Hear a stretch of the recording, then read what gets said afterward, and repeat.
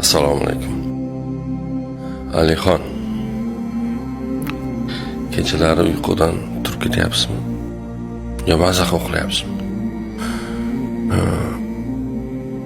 Insonda bir dard bo'lishi kerak. Bu dard o'sha yarim tunlari uyquni o'chirib yuboradigan dardi bo'lsa insonni, biz o'ylaymiz, qaniydi men ham hech narsani o'ylamasdan uxlasaydim deymiz-ku. O'sha befarqlik insonni bora-bora kasal qiladi. Lekin o'sha yarim tunlari bir istirobi bo'lib, ichida bir huzn bo'lib uyg'onib ketib, qo'llarini duoga ochib, Allohga yolvorgan odamni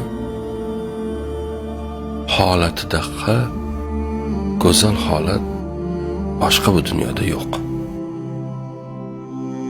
Chunki bu dunyoda hozir 8 milliardga yaqinlashib qoldi odam bolasi.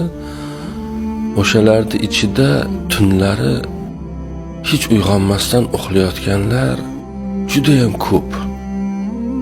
Sanoqli odamlargina yarim tunda uyg'oq bo'ladi va Allohga shukr qilayotgan bo'ladi. Duo qilayotgan bo'ladi. Va bular juda kam. Ishonavering, biz o'ylaganimizdan ancha kam. Tushundingizmi? Siz endi tanlang. Uxlayotgan ko'pchilikning ichida bo'lishmi baxt? Uxlamasdan Allohga munojat qilayotganlar ichida bo'lishmi baxt? Agar bu nuqtadan qaraydigan bo'lsak, huzunlar va og'riqlar bizni, ya'ni uyqumizdan turg'izayotgan istiroblarimiz bizga bir ne'mat o'laroq ko'rinadi ko'zimizga. Değil mi?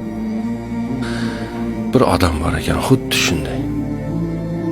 Tunlari hech uxlamasdan duo qilar ekan. Bir kuni qarshisiga iblis chiqibdi va debdiki, yillardir, sanalardir duo qilasan, ibodat qilasan. Senga hech bir javob bergan biri bo'ldimi? Kimdir senga javob berdimi? Eshitaman, nima darding bor? Dedimi? Duo qilganing qilgan.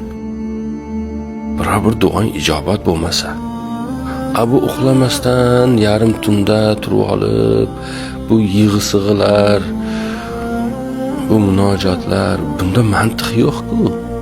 Yotib uxlasak bo'lmaydimi debdi. Boyagi odam bu haqida hech o'ylab ko'rmagan ekan.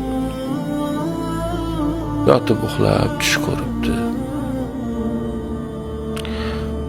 Va tushida bir nuroniy odam so'rabdi, nega turib ibodat qilmayapsiz, do'stim? Har kun tunda ibodat qilardingiz, bugun nega uxlab yotibsiz desa, shuncha yildan beri ibodat qilaman. Menga birontasi javob bermadi-ki, hech kim javob bermadi. Meni hech kim eshitmasa. Bu mantiqsiz emasmi bu harakatlarim deganda, boyagi do'stim deb gapirgan tushidagi bir nuroniy odam aytibdiki, sizni o'sha qo'lingizni duoga ochib qo'ygani, sizni o'sha yarim tunda boshqalardan ajratib turg'izib qo'ygani, qalbingizga o'sha huzunni solib qo'ygani, o'sha muhabbatni, ibodatlarga bo'lgan muhabbatni solib qo'ygani, bu sizga Allohning javobidir. Bu dunyoda necha qo'llar bor, duoga ko'tara olmaydi. Qo'lin ko'tarilmaydi. Necha insonlar bor, hali bir tunda turib bir 2 rakat namoz o'qiy. Bu menga berilgan ne'matlar uchun shukr aytay. Qalbimdagi izhorlarimni Allohimga izhor qilay. Deyish nimaligini bilmaydigan necha odamlar bor.